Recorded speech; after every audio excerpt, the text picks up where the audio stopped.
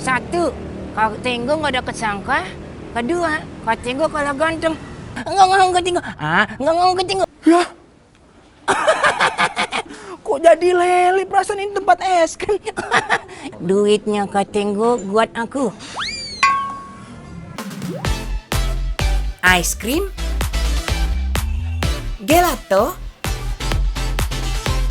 atau ice lolly. Sebagai negara tropis, berbagai jenis es selalu berhasil bikin tenggorokan adem. Mau musim panas atau musim hujan, es selalu dicari. Tapi katanya minum es bisa bikin pilek. Faktanya, bukan minum es yang bisa bikin kita flu. Karena flu berasal dari infeksi virus. Jadi nggak selalu es yang menyebabkan flu. Kalau makan es yang higienis dengan tangan yang bersih, dijamin aman. Dari kapan sih kita kenal es? Berbeda dengan negara 4 musim yang terbiasa dengan salju sejak zaman dulu. Negara kita baru kenal es pada abad ke-19. Es yang pertama dikenal di Nusantara adalah es batu. Karena zaman dulu belum ada freezer, es batu diimpor dari Amerika Serikat. Karena harus didatangkan dari jauh, cuma orang Belanda dan orang kaya aja yang bisa menikmati es. Sekarang, semua bisa minum es. Kalau soal kudapan dingin seperti es krim, sudah dikenal juga sebelum Indonesia merdeka. Bisa dilihat dari kedai-kedai es krim tertua di Indonesia. Salah satunya berada di Jakarta. Di kota lain, toko es krim legendaris juga masih bertahan sampai sekarang. Rata-rata, kedai es krim legendaris sudah buka sejak tahun 1930-an. Terbukti kan, bisnis es potensi berhasilnya sangat besar. Ada yang terbuat dari bahan baku susu, ada juga yang dari buah-buahan. Wah, ada jus jeruk, ada jus strawberry, ada jus alpukat. Tahu nggak Nyil? Ini kau dicampurin bakal jadi rasa es krim terbaru terenak Nyil. Kak Tenggo aneh banget sih ini. Kak Tenggo enak. Unyil harus cobain. Enggak mau Kak Tenggo.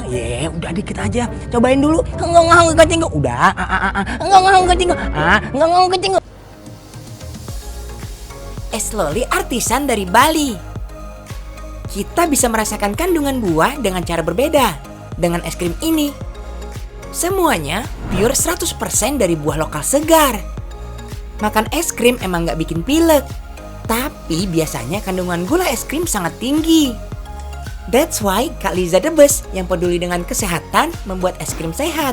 No feeling guilty. Yap, awalnya cuma iseng mengikuti saran teman. Akhirnya, produk es krim Kak Liza mulai diluncurkan tahun 2015 di Bali. Bahan baku semuanya dari buah-buahan segar yang berasal dari perkebunan daerah Bali.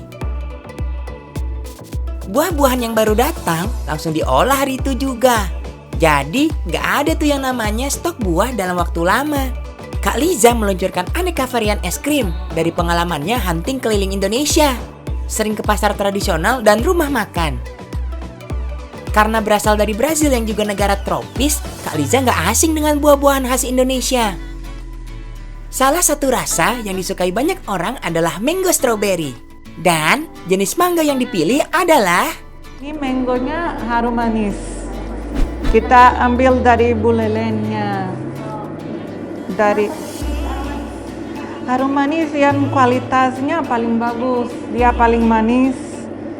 Kak Tenggo, ini kita mau ngapain? Kita mau ngambil es krim. Buat Unyil Kak Tenggo. Boleh. Nih, Unyil mau rasa apa ada nih? Ayo Kak Tenggo ambil yuk. Nih, aku ambil ya. Tuh. Wah. Let's go, Nyil. Kira-kira ini rasa apa ya Kak Tenggo ya? Kita tebak aja nih rasanya apa, Nyil. Aku juga udah gak sabar nih, Nyil. Wah. Ini dia. Coba tebak, Nyil. Ini rasanya rasa apa? Kalau menurut aku sih ini rasanya rasa strawberry Kak Tenggo. Kalau menurut aku ini rasanya rasa vanila. Kayaknya rasa coklat deh Kak Tenggo. Daripada nebak-nebak, mending langsung kita buka aja. Ayo Kak Tenggo. 1, 2, 3. Ya. Kok jadi lele, perasaan ini tempat es krim. Ya udah deh, aku nggak jadi makan es krimnya buat Kak Tenggo aja. Ya giliran isinya lele aja buat aku, Unyil. Kayak gini nih bikin es loli ala Kak Liza. Jus buah dituang ke cetakan. Prinsipnya sama dengan pembuatan es lilin. Dibekukan dengan air suhu tertentu. Gak perlu lama-lama, cukup 10-15 menit. Keluarkan dari cetakan dengan bantuan air hangat. Dalam satu es loli bisa dibuat 2 rasa. Kayak yang lagi dibuat ini, bagian atas mangga dan bawahnya strawberry. Varian lain yang unik? Ada dong. Ada perpaduan semangka dan jeruk nipis, coklat dan alpukat, dan lainnya. Gak cuma segitu kok. Kak Liza dan tim terus mengembangkan varian baru. Kak Liza yang awalnya bikin es loli secara otodidak, rela pergi jauh ke berbagai negara untuk belajar bikin es loli. Aku sudah yang belajar di Universitas Italia, Meksiko, Brasil untuk bikin produknya terbaik. Wow, ternyata bikin es krim gak sesimpel cuma bikin jus terus dibekuin aja ya. Udah gitu, sampai ratusan kali uji coba demi menghasilkan rasa buah-buahan terbaik.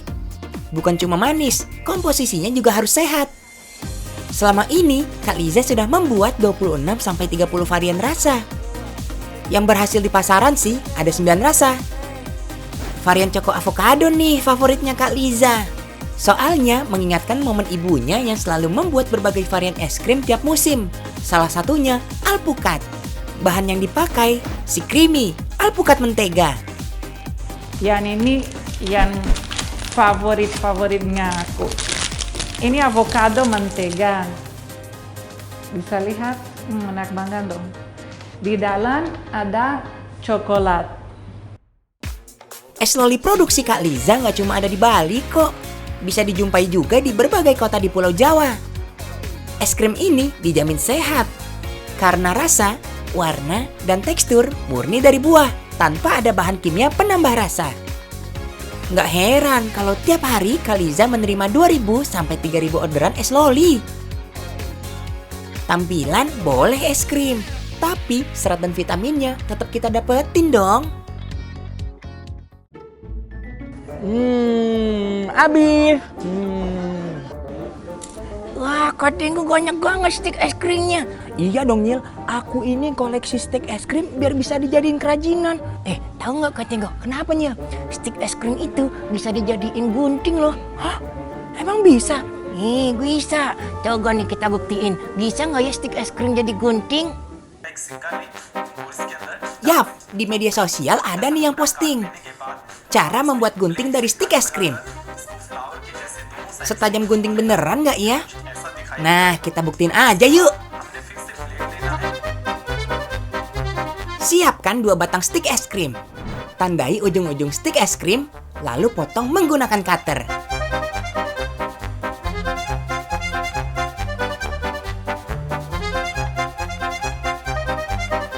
Selanjutnya, tandai bagian tengah stik. Lubangi.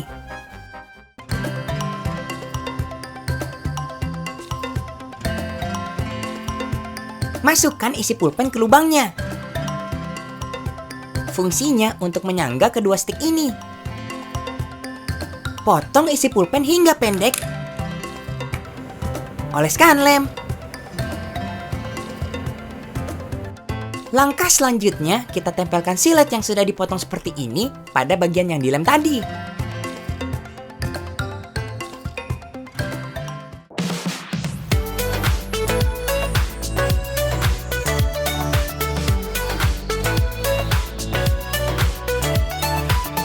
Untuk memudahkan pemakaian gunting DIY ini, pasang karet gelang di bawah stiknya.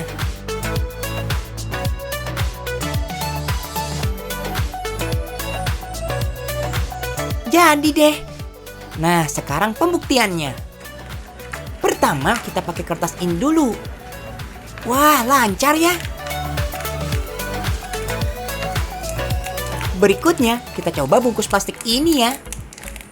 Mulai kesulitan tuh. Guntingnya jadi agak terhambat. Oke deh, jadi udah bisa ditarik nih kesimpulannya. Ternyata gunting stik es krim ini tidak setajam gunting beneran ya. Nih Nyil, aku beliin Unyil sepeda. Ya aku nggak masuk sih Kak Tenggo. Susah Nyil. Aku beliin Unyil laptop. Ya Kak Tenggo aku nggak masuk lagi. Kak Tenggo, aku juga mau jagain dong. Cobain aja, orang susah. Duitnya Kak Tenggo buat aku. Ah, Unyil mah masuk. Makanya Kak Tenggo kan cengen. Tuhnya sekali dong bisa masuk loh Kak Tenggo. Ah, udah nggak mau main kayak gini lagi. Kalau kamu masuk terus aku yang rugi.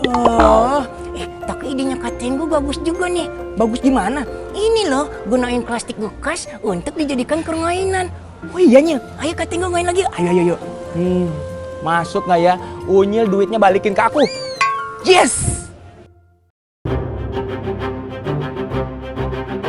Sampah plastik di mana-mana jadi masalah. Si biang mampet. Apalagi plastik kan nggak semua bisa dipakai berulang. Oh iya, Sobat Unyil tahu nggak? Ada isu tentang penolakan penggunaan galon sekali pakai. Wah, bikin makin rumit. Pencemaran lingkungan.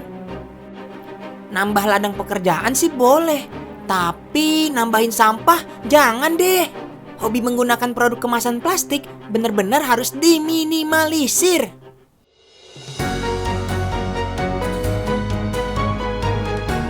Masih ingat video viral beberapa tahun lalu, kakak beradik asal Prancis yang menyusuri sungai Citarum mengumpulkan sampah? Ya, Gary inilah orangnya. Sampai sekarang masih setia memberantas sampah yang ada di Bali dengan cara We believe one of the quickest way of cleaning our oceans is by cleaning our rivers. How? By installing this simple barrier. 90% sampah di laut datangnya dari sungai. Dengan cara ini, setidaknya mengurangi aliran sampah ke laut. Tenang, jaring pembatas sampah ini nggak cuma satu kok, tapi sudah terpasang di 105 titik. Setelah berkali-kali uji coba dengan berbagai bahan, akhirnya ketemulah model ideal yang seperti ini. Bahannya dijamin kuat dan tahan kikisan air karena terbuat dari pipa PVC dan besi galvanis. Sebelumnya, Kak Gary rajin susur sungai dan pantai mengumpulkan sampah sendirian. Sampai akhirnya tahun 2020 beliau menemukan tim yang tepat untuk mengontrol sungai di Bali. Tapi apa yang membuat sutradara dan produser film ini terjun memerangi sampah ya? Setiap musim hujan, semua pantai di Bali mungkin lihat seperti ini tu. Terus sampahnya 90% sampahnya yang datang ke laut datang dari sungai. Bantu pulau yang saya senang sekali untuk menjaga sungai. Berarti sampai sekarang kita dengan Sungai Watch masang jaring untuk mengurangi sampah yang lolos ke pantai. Aduh, Kak Tenggo nggak boleh kalah nih Nyil sama Kak Gary. Masa Kak Gary aja udah bersihin kali di Bali, aku harus bersihin kali di Bekasi. Ya tapi udah 3 jam kita nggak ada kesangka mana kalinya bersih. Iya makanya nih bersih banget Nyil. Duh, berarti Kak Tenggo kalah 2-0. Kalah 2-0? 2-0 maksudnya apaan? 1, Kak Tenggo nggak ada kesangka. 2, Kak Tenggo kalah ganteng. Enak aja kalau ganteng ceburin. Jangan Kak Tenggo. 1, Kak Tenggo. 2. Oh, jangan. Makanya jangan ngomong kayak gitu dong. Tim pecinta lingkungan ini terus bergerak setiap hari untuk membasmi sampah-sampah di sungai. Ya mirip-mirip belusukan, tapi bahasa kerennya kita sebut aja patroli sampah. Semua jaring yang kita dikumpulkan, dimasang, ada lebih banyak kresek, plastik kresek. 25% adalah kresek. Tak jarang juga, Kak Gary mengajak masyarakat untuk emergency clean up, seperti aksinya di Pantai Nyanyi ini. Nih, hasilnya dapat 5 ton sampah plastik. Sedih deh kalau lihat sampah segini banyaknya. Tapi lihat dong setelah dibersihkan para pahlawan lingkungan kita. Mantul! Botol dengan botol, saset dengan saset, kresek dengan kresek. Semua sampah plastik ditimbang, didata berdasarkan merek dan jenisnya. Untuk kresek akan melalui tahap pencucian berkali-kali, kemudian dikeringkan. Lalu didaur ulang.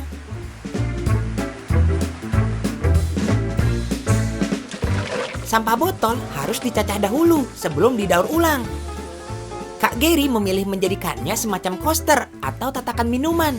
Tapi ini masih dalam tahap riset dan pengembangan.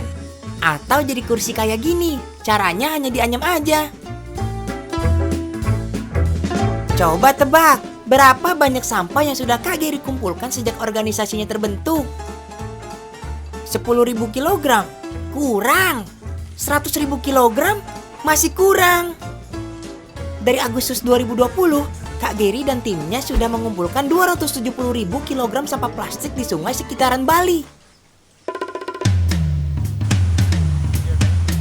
Beli apapun yang berkemasan plastik memang lebih praktis. Dengan catatan kalau kepepet. Jangan kebiasaan mikir, cuma satu. Iya satu, tapi kalau satu kota beli, kaliin aja deh berapa sampahnya. Perjuangan Kak Gary gak cuma segini. Ke depan, beliau dan tim mau memasang 1.000 jaring pembatas sampah di 3 wilayah. 350 jaring di Bali, 150 jaring di Lombok, dan 400 jaring di Jawa Timur. Sungai bukan tempat sampah, tetapi sumber kehidupan.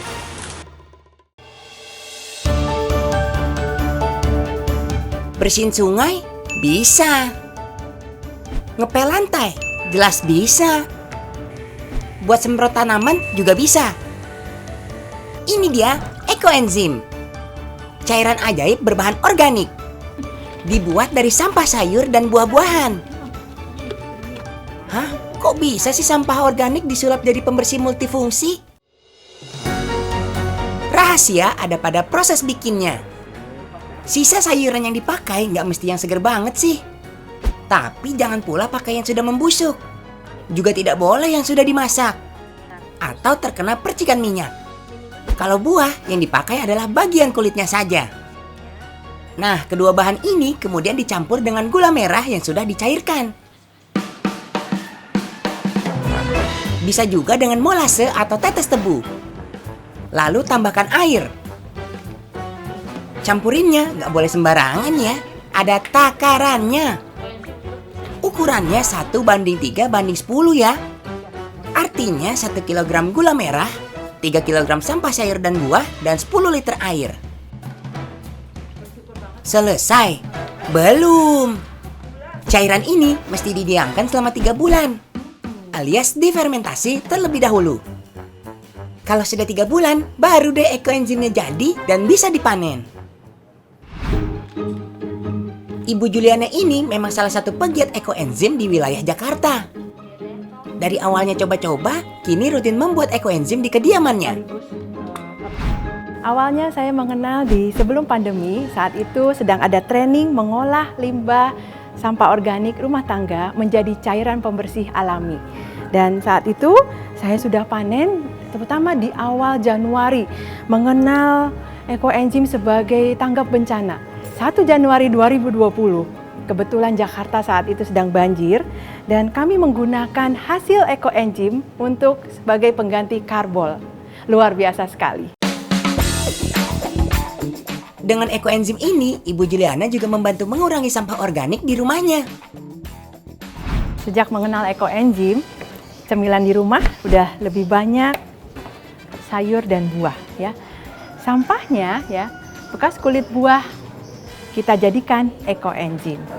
Yang mudah, murah dan multi manfaat kita buat cairan pembersih di rumah dan untuk kebutuhan rumah tangga. Ekoenzim memang ajaib, punya sejuta manfaat. Ekoenzim juga mampu menghilangkan bau tak sedap, seperti bau kamar mandi. Bukan cuma aromanya, kerak kotoran kamar mandi pun bisa dibersihkan. Ekoenzim bisa juga untuk kesehatan, seperti detox hingga terapi kulit. Mujarab juga menyembuhkan luka. Waktu itu kejadiannya waktu ngeluarin loyangan dari oven panggangan, itu kan panas banget ya, 175 derajat. Saya lupa tuh, kepegang langsung pakai tangan saya. Kemudian keinget ada ekoenzim, saya langsung tuang ke gelas, langsung saya celupin. Ini 2 tangan yang udah melepuh, udah panas sekali, saya masukin ke dalam botol. 15 menit kira-kira, 3 jam kemudian, saya celup lagi 15 menit. Saya udah lihat, wah nih nggak melepuh, biasa kan langsung melendung ya. Kemudian setelah mandi sore, saya celupin lagi 15 menit. Waktu mau tidur malamnya, udah seperti semula, tidak terjadi apa-apa. Dengan segudang manfaat tersebut, nggak heran kalau ekoenzim memiliki banyak komunitas. Salah satu kegiatannya adalah membersihkan aliran air sungai dengan penuangan ratusan liter ekoenzim. Karena alami dan bebas bahan kimia, ekoenzim mudah terurai dan aman bagi lingkungan.